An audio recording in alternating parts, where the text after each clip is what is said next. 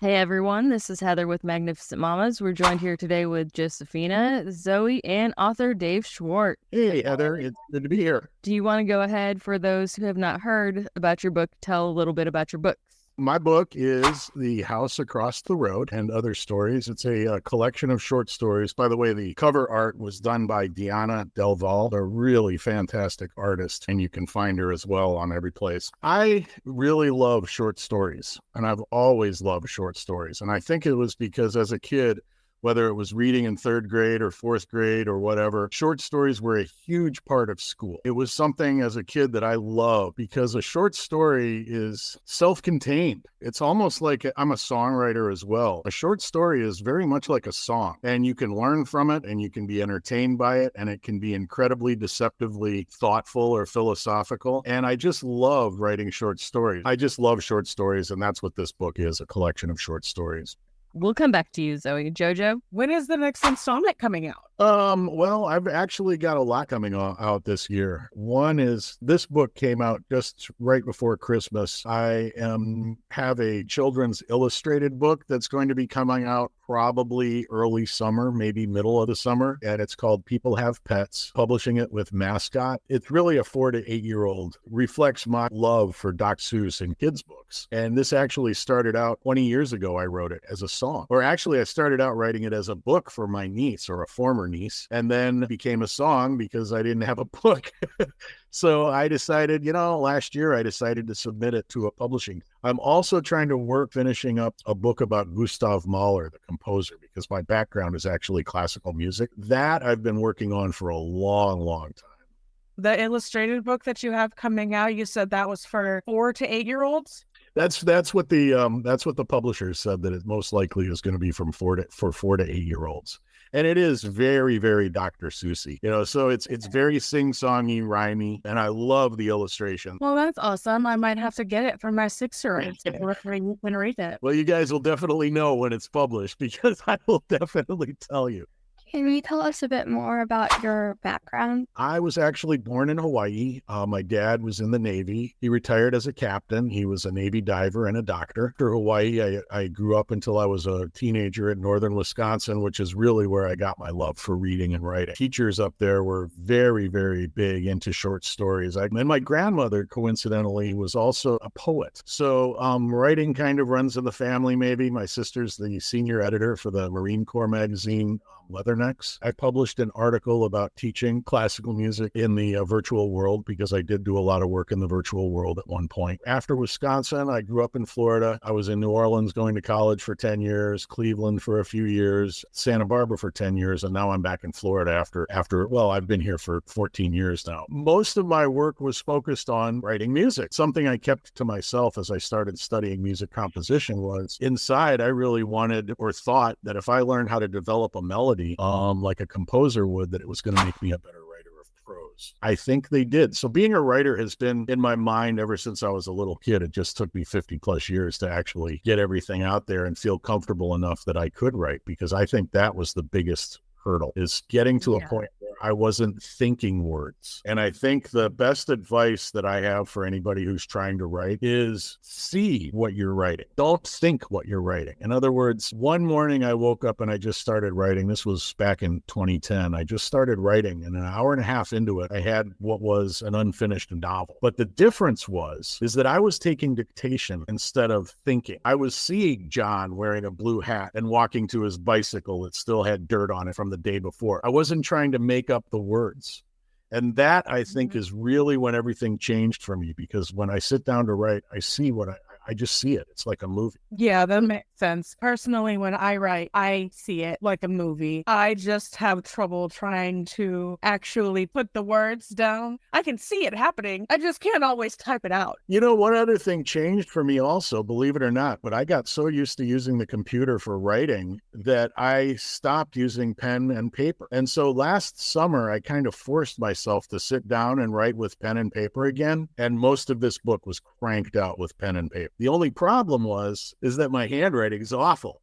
I don't think that in my case that would work very well because I'm a slow writer and the ideas are coming so fast. And actually that happened to me as well, is that when I was writing with paper, it allowed me to be a little slop. When I type a story, I almost think that I'm writing a final cop. But when I started writing, it allowed me to get the story out. And then I would spend a lot of time on the editing, which I actually like editing. I think it has to do with what we probably went through in school, because we had like the first draft and then we had the second draft and then we had to like type it all up. Don't forget the outline.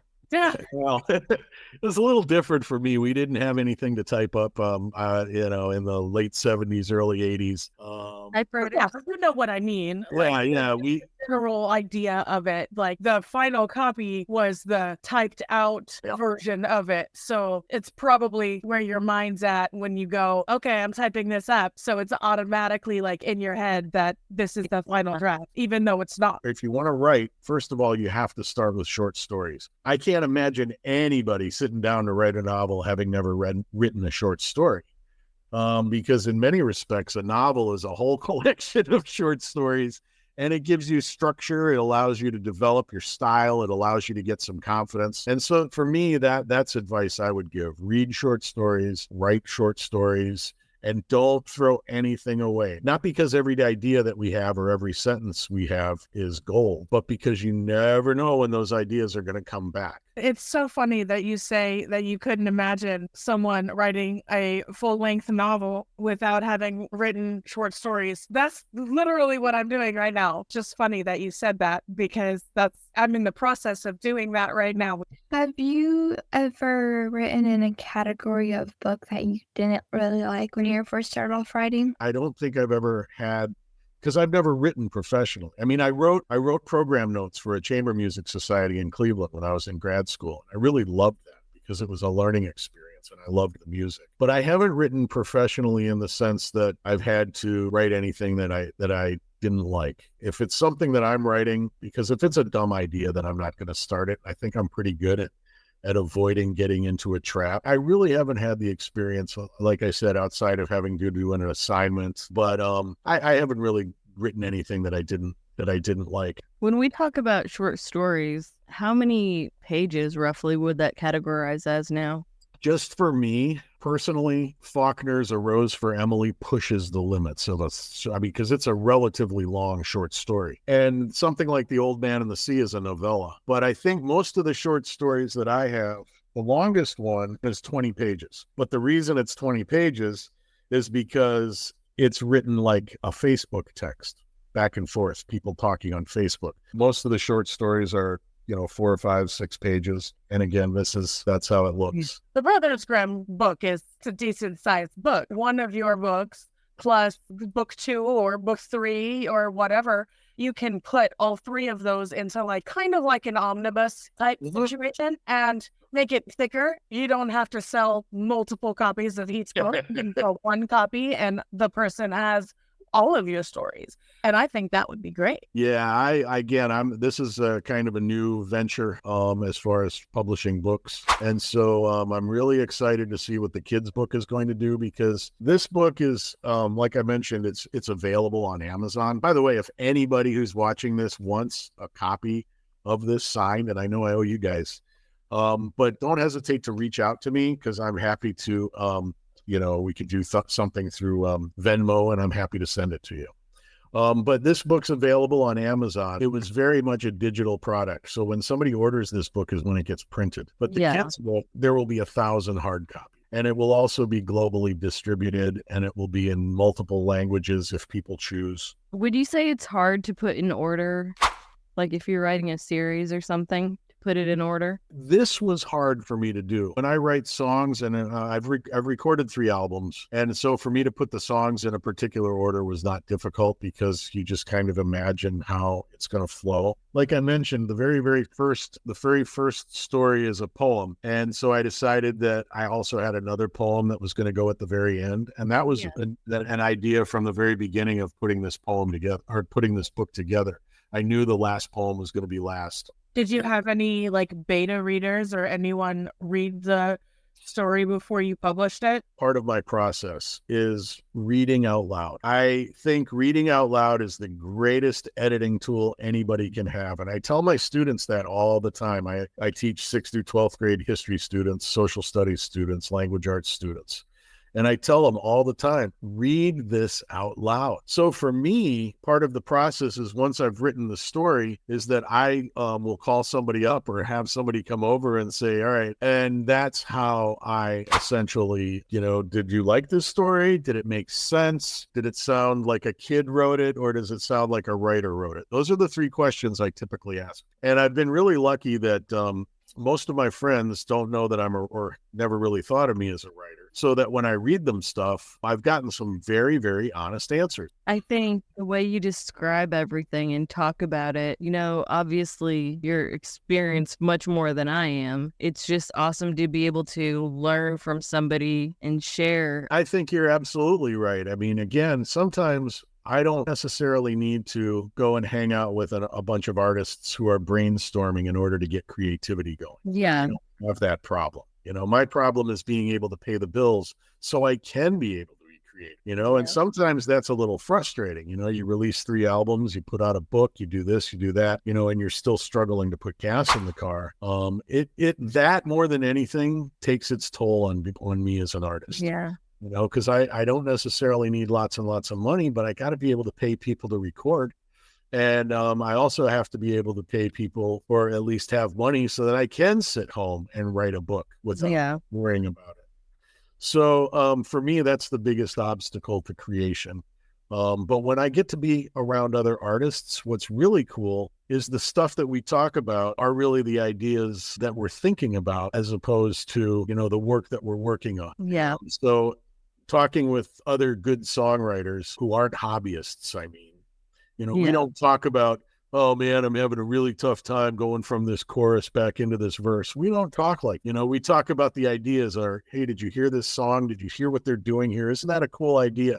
So that kind of stimulation is really beneficial. Like you said, being around other artists, there's no substitute because we talk and think about different things. I wish, and I know I'm not the first person to say this in the last 2,000 years, but I really wish that people would re-examine how valuable art is.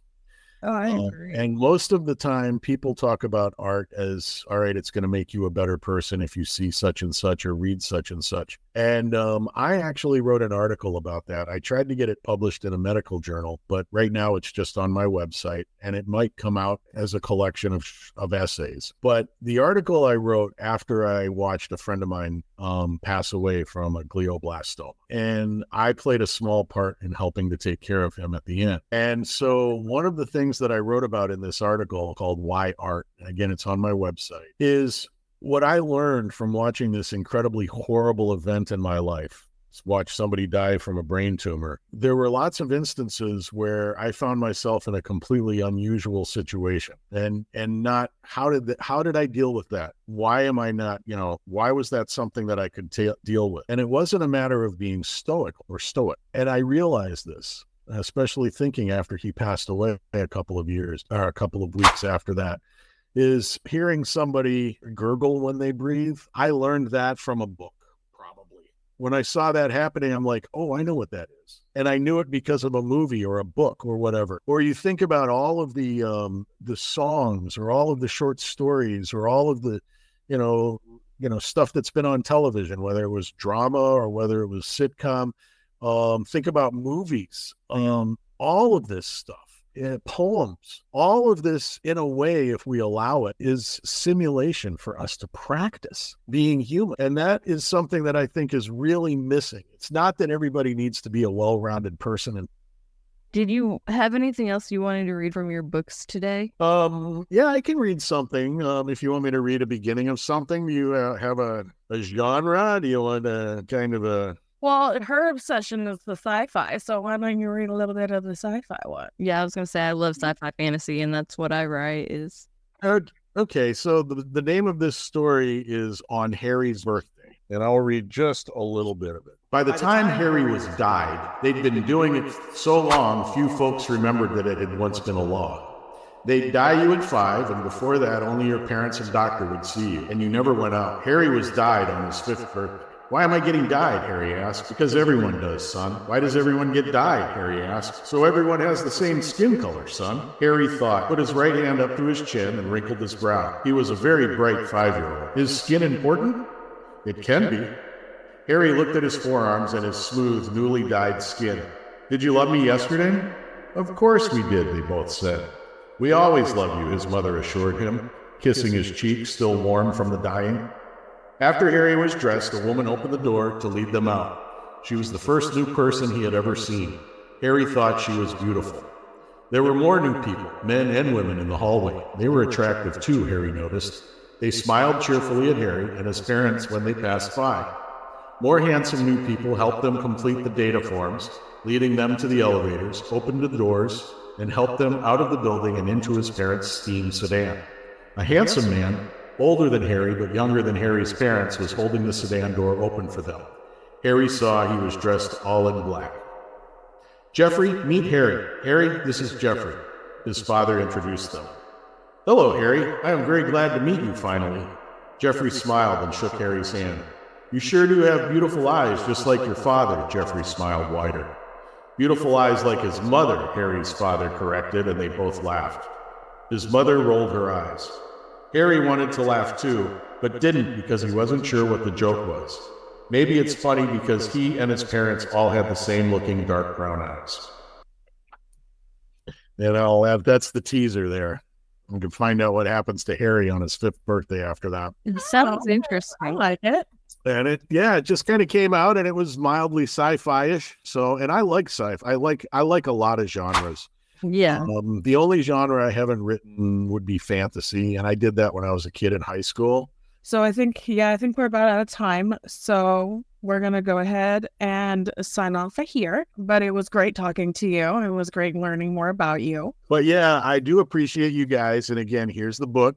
You know, if anybody wants a signed copy, you can contact me. I might even throw a Vince Berman Trio CD in there because I've got a few extras. So. Oh, I want one. So definitely, I'll send you a Vince CD. Yeah. But yeah, I'm really happy that you guys are doing this. I really appreciate the time. And again, I'm really looking forward to, keeping up with you guys as well as you keep doing what you're doing. Well, thank you both, Heather and Josefina. Thank you so much for your time and what you guys are doing. And again, I'm really excited to be working with you guys as you get started and as I get started as well. Well, thank you so much. And I will talk to you soon.